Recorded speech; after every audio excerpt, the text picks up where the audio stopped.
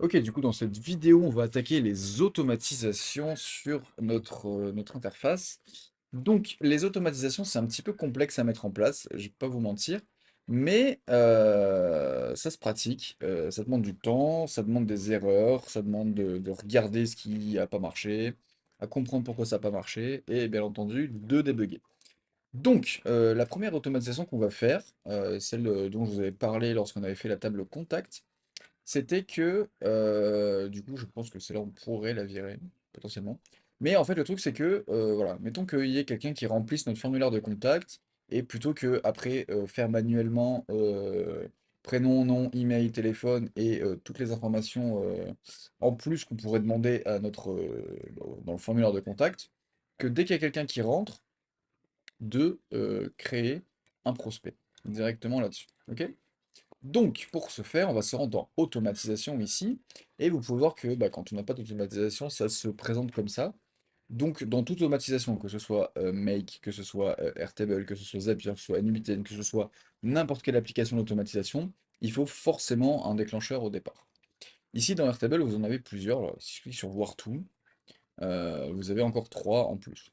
Donc, le premier, c'est lorsqu'une entrée correspond aux conditions. C'est-à-dire qu'on va pouvoir filtrer que lorsque, par exemple, le statut est tel statut, que ça a été créé à tel temps, qu'il y ait telle ou telle condition, on va pouvoir, du coup, à partir de ce déclencheur-là, rajouter des actions derrière. Quand un formulaire est envoyé, notamment, je vais prendre l'exemple du formulaire de contact, quand quelqu'un va remplir ce formulaire, on va pouvoir créer des entrées, mettre à jour les entrées, supprimer, faire d'autres actions supplémentaires lorsqu'une entrée est créée également. Donc c'est par exemple dès qu'on ajoute un nouveau projet, dès qu'on ajoute un nouveau prospect, dès qu'il y a un nouveau formulaire de contact, c'est là qu'on va utiliser, on va du coup pouvoir utiliser des actions supplémentaires. Lorsqu'une entrée est mise à jour, celle-ci, on va pouvoir s'en servir par exemple lorsqu'il y a une mise à jour de statut du ticket, on va pouvoir envoyer pardon, une notification à notre client comme quoi bah, voilà, on a répondu à son ticket, son support, et lui envoyer un mail récapitulatif de tout ce qu'on a fait, tout ce qu'on a mis en place pour résoudre son ticket. À une heure programmée, ça peut être utile, notamment sur la table des rendez-vous, pour que tous les lundis, par exemple, ça nous mette enfin tous les jours, ou tous les lundis, ou tous les mois, ou toutes les semaines, que ça nous mette la liste de tous nos rendez-vous à venir dans la journée, que ça nous mette sous forme de liste, et comme ça, chaque matin, dès qu'on va se connecter sur notre boîte mail, on va pouvoir recevoir nos rendez-vous programmés, sans forcément intervenir sur Airtable ou aller regarder notre Google Agenda.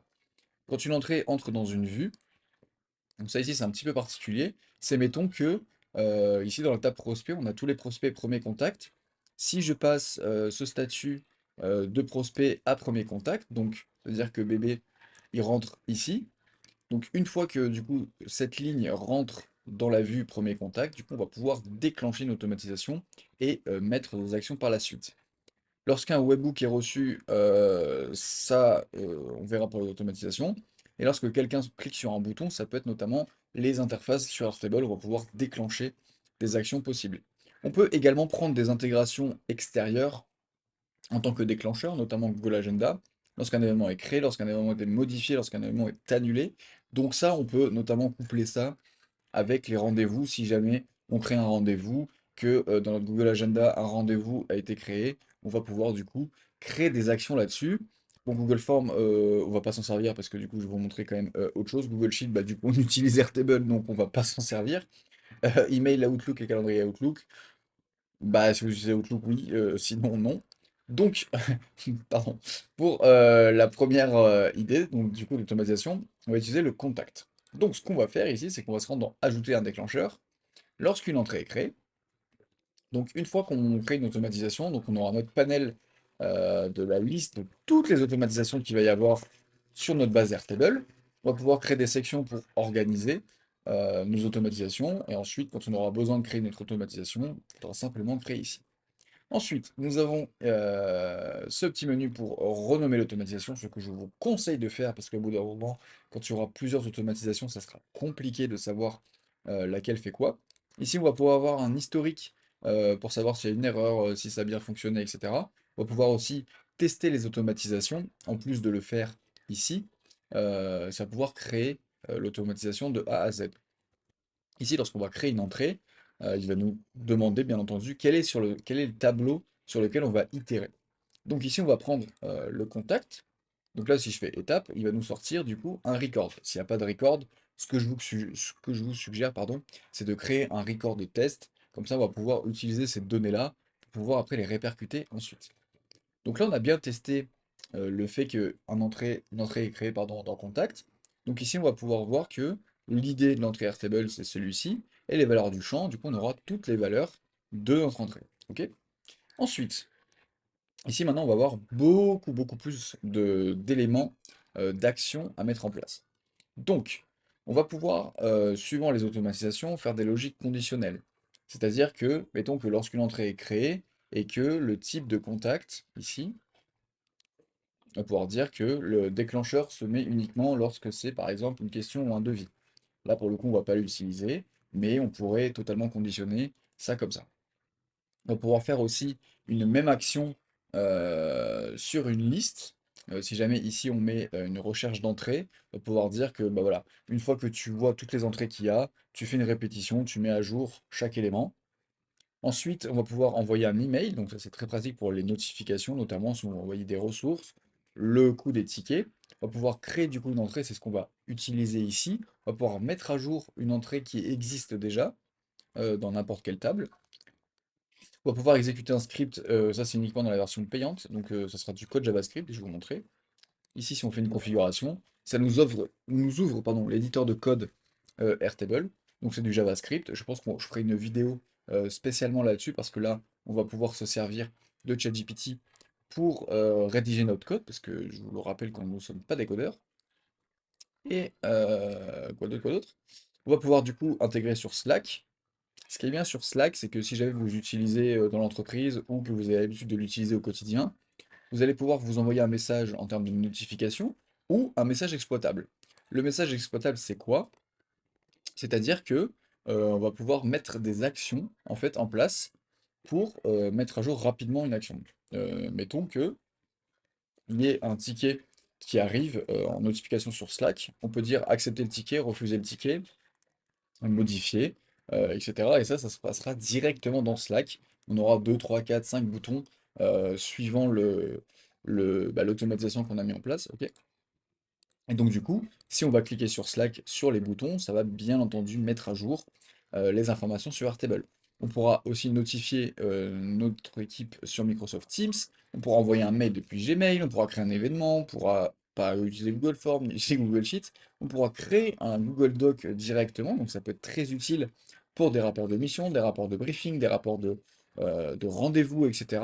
On pourra pull une issue sur GitHub pour les développeurs, on pourra publier une publication sur notre page Facebook, envoyer un email, ajouter un événement, utiliser tout de suite pour programmer des publications sur nos réseaux sociaux ou envoyer un SMS avec Twilio. Voilà à peu près tout ce qu'il y a comme action possible dans les automatisations. Et nous, ce qu'on va faire du coup, c'est créer une entrée. Ici, pareil, il va nous demander de choisir le tableau. Du coup, nous, ça va être prospect. Et à partir de là, on va décider de OK, quel champ on remplit lorsqu'une entrée est créée dans le contact. Donc nous, ce qu'on veut, ça va être l'email, ça va être le prénom, le nom. Ok. Et potentiellement les besoins par rapport aux commentaires du message, pourquoi pas. Ici, on va pouvoir mettre statut du prospect également, pouvoir le mettre à jour. Le téléphone, il me semble qu'on l'a aussi. Et c'est tout. Ok. Donc du coup, une fois qu'on a rajouté nos champs, vous pouvez voir que soit on écrit une valeur statique, si par exemple, dès qu'il y a une entrée qui est créée dans contact, bah, je veux que le mail que je vais écrire dans prospect, c'est par exemple contact arobase ton adresse mail. Mais ça ne fonctionne pas forcément parce que nous, ce qu'on a envie, c'est de prendre la donnée qui vient directement de contact. Ok? Donc, c'est pour ça que du coup, vous avez un petit plus sur le côté là où ça va nous permettre de reprendre les éléments des étapes d'avant. Donc là, ici, vous voyez bien que lorsqu'une entrée est créée, c'est bien notre déclencheur ici. Et là, du coup, on aura tous les champs disponibles. Donc ici, vu qu'on veut email, on va les descendre un petit peu. Hop, hop, hop. On va aller chercher email. Du coup, on peut voir que ça a bien mappé email. Et du coup, on en aura l'aperçu du record, qui est du coup mon adresse mail. Du coup, on va faire exactement la même chose pour le prénom. Donc du coup, on va descendre, on va prendre le prénom, on va prendre le nom. Et par exemple, dans les besoins, on va pouvoir mettre le message du client. Ok. Le statut du prospect, ici, on pourrait rajouter un, un autre statut en mode bah, message de contact envoyé, par exemple. Ici, bon, il y en a un qui ressemble à petit peu près, c'est premier contact. Et le téléphone, il me semble qu'on l'a aussi. Ici, vous voyez que sur téléphone, c'est pas forcément avec le plus parce que, je sais pas pourquoi, sous champ, on peut directement mettre un numéro de téléphone. Donc ici, on va du coup mettre en dynamique, ça veut dire que on va avoir la même nomenclature que les autres champs. Et ici, du coup, on va faire pareil, on va aller retrouver le téléphone, hop, et voilà. Du coup, là, ici, on a mappé tous nos champs, et le but de chaque automatisation, ça va être de la tester pour voir s'il n'y a pas d'erreur. Donc, ici, si je fais tester l'étape, je peux soit générer un aperçu, ce qui va me montrer en fait à quoi ça va ressembler, soit l'exécuter directement et bien créer une entrée d'un prospect. Donc, pour le premier test, on va faire générer un aperçu. Voilà. Du coup, là, ça sera bien l'entrée créée, l'entrée finale, en fait, qui va se passer dans notre table prospect. Donc, il va bien récupérer l'email, il va bien récupérer le prénom, le nom, les besoins, il va bien mettre à jour le statut, le téléphone, et bien entendu que le reste, ben, on ne l'a pas touché parce que bah, du coup, ça, c'est une formule, et ça, ensuite, ce sont des champs de recherche suivant le champ lié à client. OK? Donc, là, pour le moment, il n'y a pas d'erreur. Donc, je vérifie bien que dans prospect, tous les prospects, on est d'accord que je n'ai pas mon adresse mail. Que là, si je fais faire automatisation, on va faire exécuter selon la configuration, effectuer un test. L'entrée a été créée, donc pour ça, on va aller le vérifier. Données, on a bien du coup les informations que notre formulaire de contact a été créé. Donc c'est comme ça que ça fonctionne les automatisations. Bien entendu que une fois qu'elle est testée, que ça fonctionne bien, on va pouvoir ici l'activer, la renommer, nouveau contact, nouveau prospect depuis le formulaire de contact. Si jamais vous avez besoin de rétro-pédaler, de rétro-actionner certaines automatisations, en fait, ce qu'il faut faire ici, c'est tester l'automatisation. Comme ça, on va pouvoir choisir un record, donc du coup, dans la table contact, ici. Et là, du coup, si je réexécute l'automatisation, il va simplement me refaire une nouvelle ligne avec les données euh, telles quelles qu'on avait vues dans la configuration. Donc ça, c'est pour l'automatisation lorsqu'une entrée est créée. On va rapidement en faire une deuxième pour que vous compreniez bien. Cette fois-ci, ce sera lorsqu'une entrée correspond aux conditions. Alors attendez que je me souvienne. Euh, Ok, on va faire support. Ok, par grid view. On va juste populate vite fait mon du ticket, ça marche pas. Ça a été créé par notre ami client Apple. Le projet, c'était le projet 1. Le statut du ticket, bah forcément, c'était créé. Ça, on va virer, tac tac. Commentaire, du coup, bah ça marche pas. Hop hop hop. Donc voilà, mettons que notre ticket a été soumis par notre client, du coup, on va faire lorsqu'une entrée correspond aux conditions. Donc on va aller prendre la table support. La condition, ça va être que le statut du ticket euh, est créé. Ok, donc en fait, là, on va juste se faire une automatisation pour nous envoyer un mail. Donc, envoyer un email.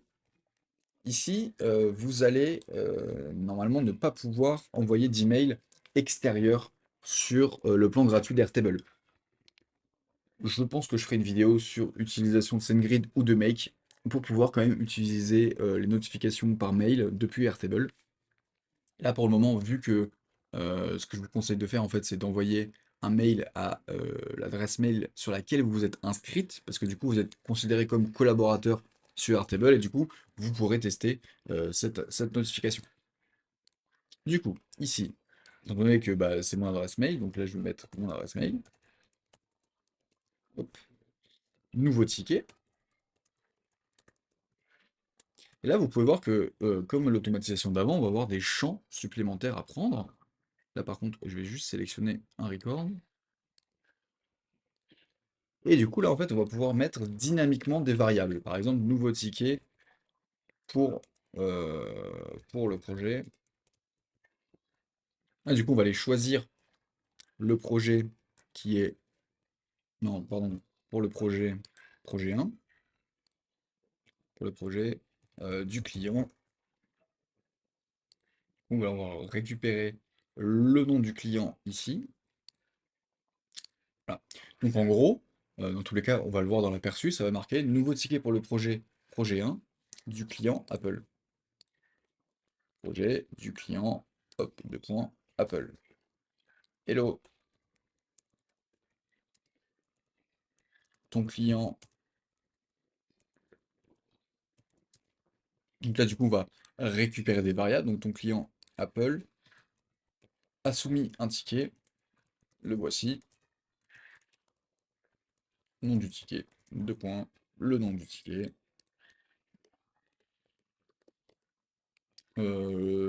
Tout. Donc là, des fois, si vous sélectionnez pas vraiment là où vous souhaitez mettre la variable, il vous la remet au début. Donc là, il faut juste le refaire. Euh, nom du ticket. Nom du ticket. Commentaire. Les commentaires du client. euh, Clique ici pour visualiser l'ensemble du ticket. Donc ici, vous pouvez voir que on peut utiliser le format Markdown ou HTML pour du coup rajouter un semblant de mise en forme, on va dire, pour envoyer par mail.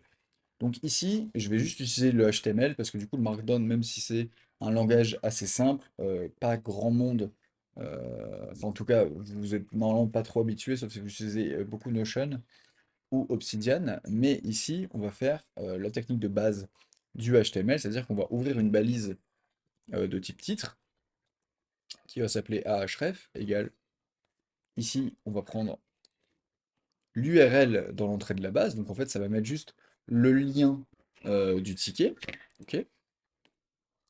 Et en fait, le ahref, donc en fait, ici, ça va bien mettre le lien. Et en fait, pour mettre, cliquez ici. Donc en fait, on va fermer la balise A. Ici, on va marquer notre appel à l'action du bouton, d'une certaine manière, notre lien. Et ensuite, on va fermer notre balise ici. Ok. On peut bien entendu rajouter des pièces jointes, notamment s'il y avait des captures d'écran. Et là, du coup, si je génère un aperçu, on va pouvoir voir que nouveau ticket pour le projet 1 du client de point Apple.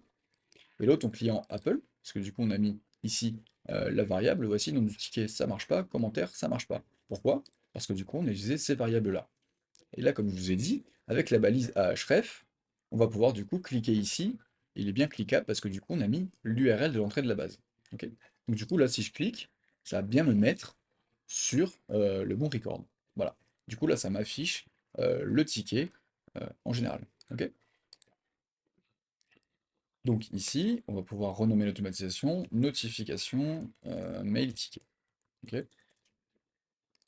Donc là, si j'active, que je teste mon automatisation, que je choisis le record, hop, ça marche pas.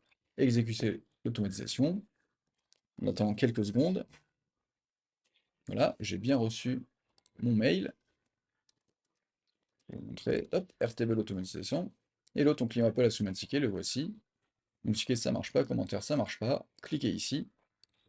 Et du coup, ça va bien me mettre le ticket qui contient ce que le client a envoyé. Voilà comment ça fonctionne à peu près, pardon, les automatisations. Bien entendu que ça, c'est des automatisations relativement simples, mais qui font gagner un temps fou. On pourra peut-être, dans des vidéos futures, rajouter plusieurs optimisations d'automatisation, justement, qui vous permettront d'éviter de faire des actions manuelles. Notamment, je pense à lorsqu'on va passer le statut du prospect de premier contact à devient client, ça passe du coup le prospect en client, ça reprend toutes les informations, ça en rajoute d'autres, etc., etc. Bon, la vidéo est assez longue, elle dure 20 minutes, mais voilà, vous avez à peu près les bases pour tester différentes automatisations. Bien entendu que ça ne fonctionne pas, vous envoyez un message en bas de la vidéo, vous m'expliquez un petit peu près votre automatisation et j'essaierai d'y répondre le plus vite possible. Ok, juste je vous refais une petite, un petit ajustement sur l'automatisation des formulaires pour les prospects parce que se passe-t-il du coup si le prospect en fait existe déjà dans notre base prospect? Eh ben, en fait on va avoir des doublons. Et en fait on va avoir 25 000 fois le même prospect. Donc ici c'est pas ce qu'on veut.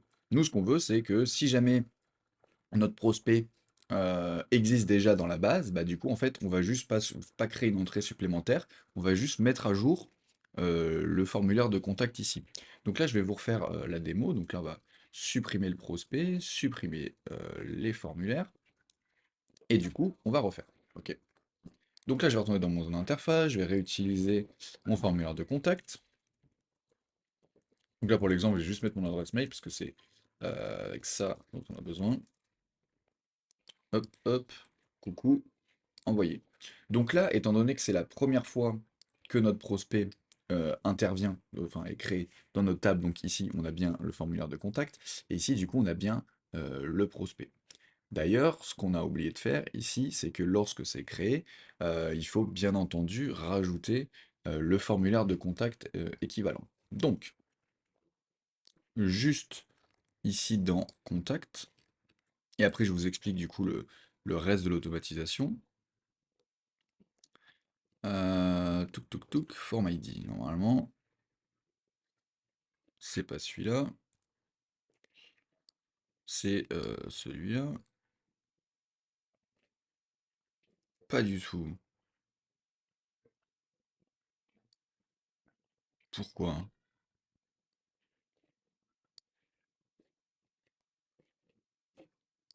Normalement, c'est forcément celui-là.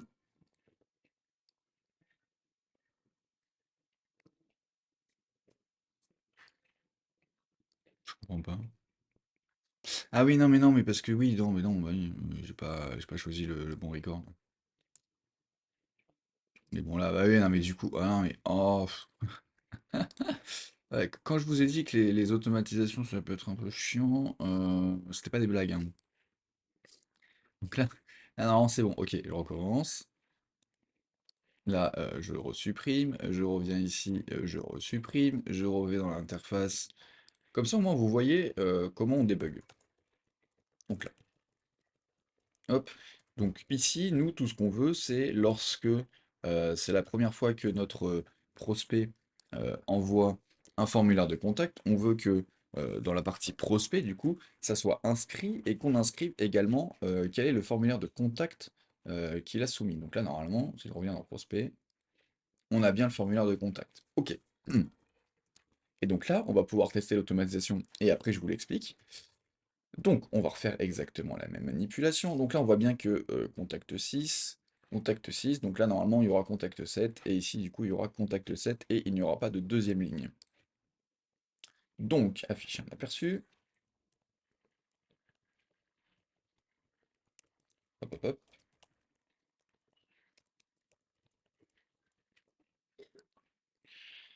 toujours le même message, voilà. Donc du coup si on revient dans mes données, ici, on va pouvoir voir qu'il va y avoir le 7. Parfait. Et du coup, là, dans Contact, on va pouvoir bien entendu garder tous les formulaires de contact, parce que comme on avait dit, on pourra répondre potentiellement à notre prospect, mais surtout que, en fait, on va toujours garder le même prospect. En fait, c'est juste que ici, on va mettre à jour bah, tous les formulaires sur lesquels il nous a contacté. Donc, comment ça fonctionne? Donc, vous vous souvenez qu'en fait, on avait juste que deux étapes. Sauf que, bah, comme je vous avais vu, il va y avoir des doublons. Donc, la seconde étape qu'il faut faire dans l'action, donc ici, vous cliquez sur le petit plus, vous faites rechercher les entrées, et ici, la configuration, c'est la suivante. Donc en fait, rechercher les entrées, ça va dire à Airtable, OK, par rapport à n'importe quelle table, tu vas me rechercher une entrée qui existe ou pas. Donc ici, on va choisir le tableau prospect, on va mettre les entrées en fonction de la condition, et la condition que l'on souhaite rechercher, c'est lorsque l'email, donc le champ email dans prospect contient l'email ici de contact. Ok. Si je modifie le jeton, on voit bien que c'est lorsque l'email dans contact est créé. Ok. Et ensuite, ici, on va faire le condition logique. Donc c'est le deuxième champ. Et le premier, ce que je vous invite à faire, c'est de ne pas laisser if record list email ne contient pas email, parce que sinon vous allez être un petit peu perdu. Ici, vous allez personnaliser. Donc, si le prospect n'existe pas, le créer. Donc, du coup, ici, on reprend totalement l'action qu'on avait faite, le bloc qu'on avait fait. Jusqu'ici, dans contact, vous rajoutez simplement l'ID de l'entrée Airtable du formulaire, donc le premier bloc ici. OK? Donc ça, c'est si jamais le prospect n'existe pas, donc on va l'écrire. Et ensuite, juste en dessous, vous allez cliquer sur Ajouter une condition. Ça vous met ce bloc-là. Ici, du coup, vous pouvez renommer, sinon mettre à jour le contact form. Et la configuration, ça va être celle-ci. Si, ici, dans Rechercher les entrées, le prospect existe, l'email contient bien l'email du contact qui a été créé, alors on va aller regarder du coup quels sont les formulaires dans la table contact que notre prospect a envoyé. Et là, du coup, on va bien voir aussi pareil lorsque email est toujours email le premier. OK? Vu que c'est notre identifiant principal. Ici, on va pouvoir mettre la limite maximale d'entrée à 1000. Et ensuite, nous, ce qu'on veut, ça va être de mettre à jour, du coup, notre prospect qui existe déjà, en fait, vu qu'on l'a créé là, sur l'ancien formulaire. OK? Donc ici, on va choisir prospect et l'ID de l'entrée Airtable.